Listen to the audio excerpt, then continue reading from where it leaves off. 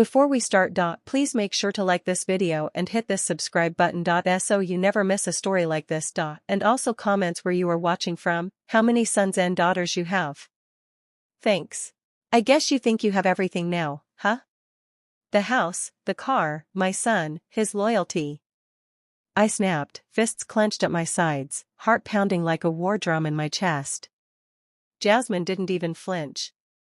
She stood at the kitchen island with her arms crossed, sipping that overpriced almond milk latte like she was untouchable. Like I didn't exist. Like I was beneath her. "You're just jealous because your time is up," she said coldly, not even bothering to look at me. "This house isn't yours anymore. This family isn't yours anymore. You're a waste of space, Martha." Her words slapped harder than any hand ever could. Waste of space? Me? I cooked for this family. I cleaned. I held my son's hand when he cried over his father's grave. I worked double shifts so he could go to college. And now she gets to erase me? My voice trembled, but I didn't back down. You think just because you wear designer heels and post your fake little smiles on Instagram that you're better than me? I built this family with my hands. No, she interrupted, stepping forward. You leached off it. You guilt-tripped David into letting you stay in the guest room like some sad charity case. You had your time. This is mine. David walked in at that exact moment. My son. My boy. His eyes widened, caught between the two women in his life, unsure who to defend. David, I turned to him, eyes pleading. Did you hear what she just said to me? He looked tired. Like he'd already chosen peace over truth weeks ago. I don't want to fight, he muttered, voice low. Can't we all just get along? That's when I realized, I'd lost him too. I looked into his eyes and saw someone who'd stopped standing up for me long ago. Jasmine saw it too, her smirk widened like a blade drawn across silk. I could have broken in that moment. I could have packed my bags, taken my dignity and gone quietly. But something inside me snapped. You want me gone? I asked, my voice ice cold now. Fine. I'll leave. I'll leave right now. But don't come crawling back when you realize what you've lost. Oh, I won't, Jasmine said with a cruel laugh. Just don't forget your little patch of dirt on the way out. Or did you already sell that junk land? And there it was. The one thing she hadn't taken from me. The old land behind the hill. My husband left it for me in his will. Everyone laughed at it. Called it cursed soil. Said nothing grew there but weeds and mosquitoes. It was dry, cracked, unloved. Just like me. But I hadn't sold it. Not because I had plans, but because it was mine. The only thing left that was mine. I stared her down, chin lifted. No, I said. I still have it. Well, keep it, she hissed. Maybe you can build yourself a shack and throw pity parties out there. You're good at playing the victim. My hand shook, not from fear, but from rage. You know what, Jasmine? Maybe I will. And with that, I turned. I walked out of that house, past the dining room table I bought second-hand with tips. Past the hallway I painted myself. Past the doorframe where I measured David's height every year with a Sharpie. Out. Gone. But not broken. As I walked, the wind slapped my face and the cold crept into my bones, but I didn't cry. I didn't stop. My heels dug into the dirt road as I made my way up the hill, toward that worthless land. That waste of space. It was just as I remembered. Dry. Barren. Dead. Just like Jasmine said. But I stood there anyway, in the center of that empty field, and whispered to the wind, let's see what a waste of space can grow. Narrator voice in monologue. They say when someone pushes you down, you have two choices, stay there and rot, or dig deep and rise. That day, I chose to dig. Not just into the ground, but into my soul. Into my worth. Into the years they told me I was nothing. She thought I had nothing left. No money, no power, no voice. But what she didn't know was that I had something stronger than all of that: purpose. I had rage that burned hotter than the sun on that dusty field. I had love for a family that forgot me. I had something she could never fake in a mirror: roots. Jasmine thought the land was dead. But she didn't know what a woman like me could do with dead things. She didn't know how deep I could plant. How hard I could work. How loud I could bloom. Because you don't tell a mother she's a waste of space. You don't spit on the soil that fed your husband. You don't mock a seed before it sprouts. And you never underestimate a woman with nothing to lose. The next morning, I stood at the edge of that broken land, clutching a shovel with blistered hands and a back already aching from sleeping in my old truck. No soft bed. No warm cup of tea.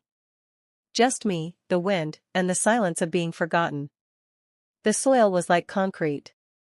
Dry, cracked, stubborn. Just like me. I pushed the shovel in. It didn't move. I pushed harder. Still nothing. I screamed, not out of pain, but fury. You think you can break me too? I jammed that shovel in again with everything I had, and this time, it cracked. The ground split, just a little, but enough to let me breathe. It wasn't much. But it was a start. I didn't have money for fancy equipment. No tractor. No irrigation. Just my hands, my sweat, and a determination stronger than any insult that Brad ever threw at me. The first week, I slept in the truck and washed in the creek. I planted tomatoes in milk jugs and used buckets to carry water. Neighbors drove past and stared like I'd lost my mind. One even stopped and rolled down their window. You building a grave out here or just trying to die in the sun? He laughed. I smiled, wiped sweat from my brow, and said, neither. I'm planting something that'll outlive both of us. He snorted and drove off. But I kept digging. Every seed I dropped in the ground, I did with purpose. Jasmine's voice haunted every row. Waste of space. The words rang in my ears like a war drum. So I worked like I was proving my very existence. Like I could silence her voice with every sprout that pushed through the earth. But the days were long. The heat was cruel. And the first crops? They failed. The spinach wilted. The herbs never grew. Half the tomatoes turned black. I sat on a broken crate under a rusted sheet of tin I called my roof and cried into my hands. Maybe they were right. Maybe the land was cursed. Maybe I was cursed. But then I remembered something my husband used to say, back when the world still made sense. Farming isn't about the land. It's about the hands working it. So I stood up, wiped the dirt off my knees, and looked out at that struggling field with new eyes. If the land didn't want to work their way, I'd do it my way. I drove into town and found the old library. Dusty and forgotten, just like me. I checked out books on permaculture, soil rehab, and regenerative farming. I read until my eyes burned and my neck locked up. And that's when I learned, the land didn't fail me. It had never been given a real chance. It needed nutrients. Rotation. Respect.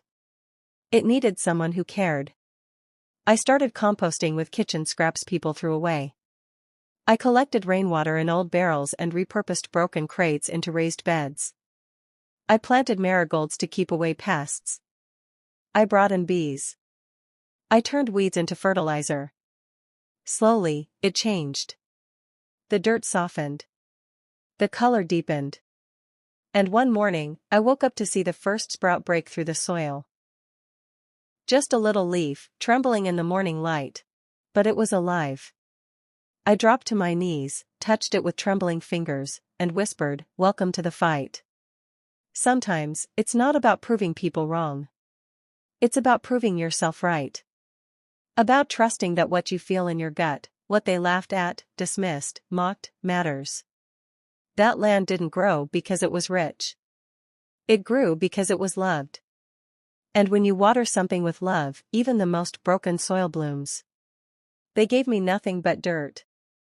I gave it everything I had. And together, we began to rise. By the end of the second season, the farm wasn't just surviving, it was thriving.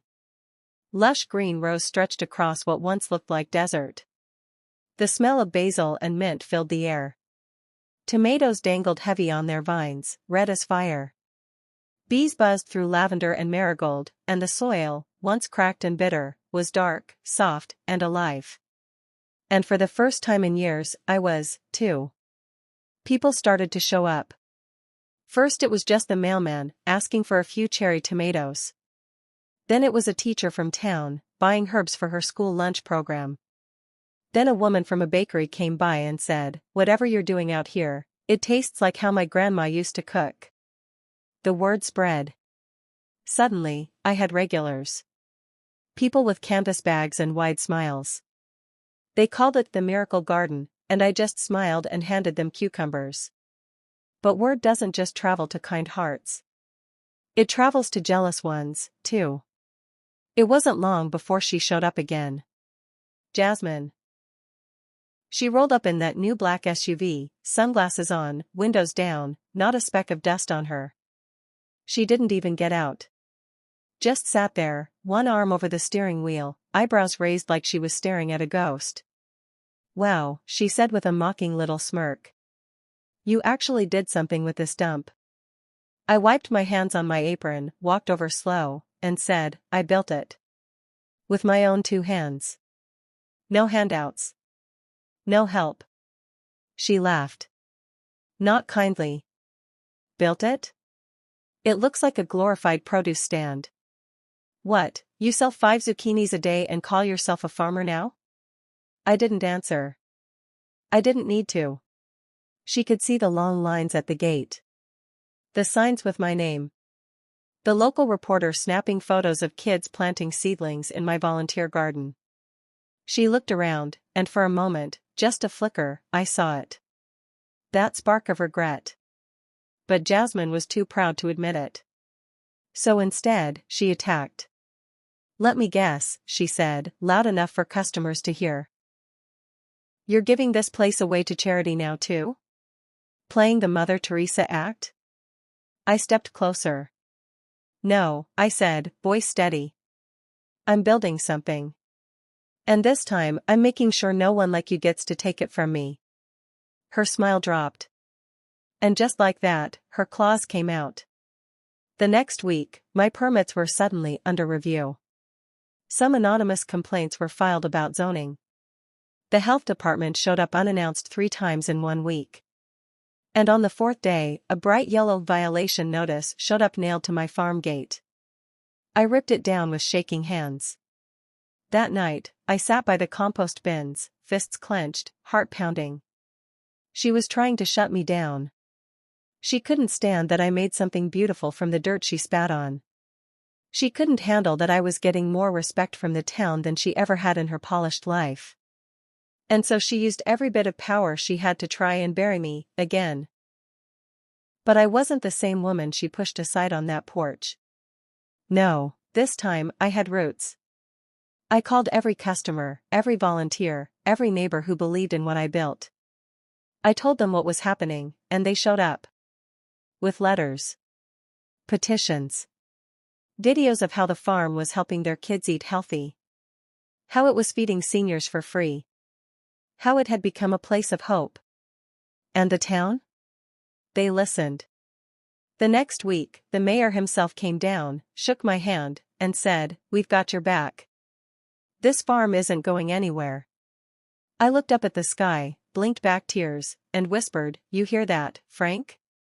We did it." But just as the sun began to shine brighter on my land, the shadows deepened behind me. Because Jasmine wasn't done. Not by a long shot. She'd tried to kill my farm with paperwork. Next, she came for my name. Success has a scent, and some people hate the smell of it when it's not coming from their own kitchen. Sometimes, the more you rise, the louder your enemies get. But if your roots are deep, if your purpose is pure, storms might bend you, but they won't break you. They called me a waste of space. Now, they're trying to erase my name. But they forgot one thing. I built this farm on rejection. And it grows best in the dirt they tried to bury me with. The morning of the harvest festival dawned golden, the air crisp with promise.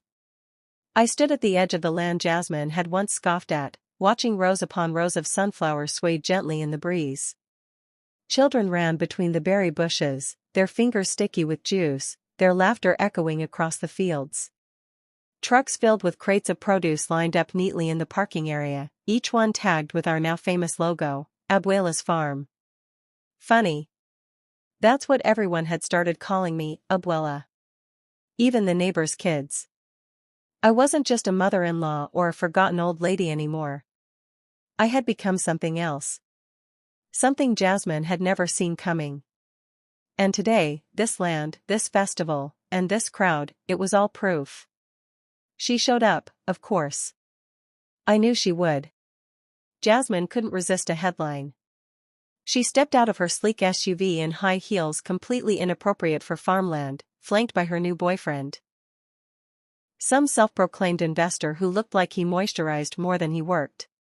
Oh, she smirked, sunglasses still on. So this is the $1 million farm everyone keeps buzzing about? Cute. Little too rustic for me, but I guess some people like playing peasant. I didn't flinch. I'd spent too many months crying behind greenhouse tarps to be rattled by her venom now. You came, I said calmly. I wasn't sure you'd show your face after what you pulled in court. She scoffed. Don't flatter yourself. I just came to see what kind of circus you turned the land into. Heard you partnered with those refugee cooperatives or whatever. You must be so proud of your charity case. We don't do charity here, I said, walking her down the gravel path. We do partnerships. We share profits. Every tomato you see over there? Every basil leaf, every carton of eggs, produced, harvested, and owned by the very people you just sneered at. Jasmine took off her glasses. For the first time in a while, she looked unsure. And guess what? I added. Our organic produce just got a national grocery chain contract. Starting next month, Abuela's Farm will be stocked in over 150 stores across the country. I already signed the deal. You're bluffing. Her voice cracked. I'm not. And I don't need to. You laughed when I said I'd turn this place into something beautiful.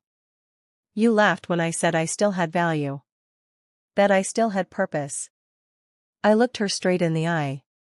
But the soil doesn't care how old I am. The sun doesn't care what I've been called. It just keeps rising, and so do I. She didn't say a word. Just stood there, blinking like she couldn't recognize me anymore. Then, to my surprise, Mateo walked over, my son, her husband. Well, ex-husband now. He looked thinner, tired. But different. As if the fog had finally lifted. Mom, he said. This is incredible. I wanted to cry. But I held it in. I've been watching. I've been reading the local papers. I had no idea how far you'd taken it. I thought, he shook his head. I let her convince me you were just bitter. That you were trying to make trouble. But this is something else. Jasmine rolled her eyes. Please. Don't act like she's Gandhi. She grew some squash and made it to the farmer's market. Big deal. No, Mateo replied. She built an empire. Without hurting anyone. Without stepping on anyone. She lifted people up. It was silent after that. Jasmine crossed her arms but said nothing more. Later that day, I took the mic on stage. My hands trembled slightly, but my voice didn't. I looked out over the sea of faces, workers, neighbors, school teachers, young couples buying honey, little kids clutching bags of tomatoes. My daughter-in-law once called me a waste of space, I began. She said this land was dead, and that I was too old to matter. I believed her, for a while. But the truth is, people don't stop mattering just because someone younger and louder says so. And no land is dead if you're willing to put your hands in it and believe in the magic of starting again. I paused as the crowd clapped. We planted seeds in broken ground, I continued.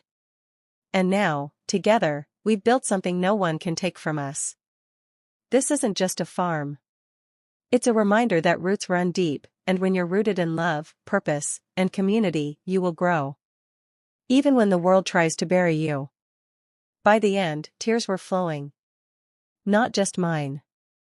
That night, as the festival lights glowed and music played in the distance, I stood at the highest point on the land, my land.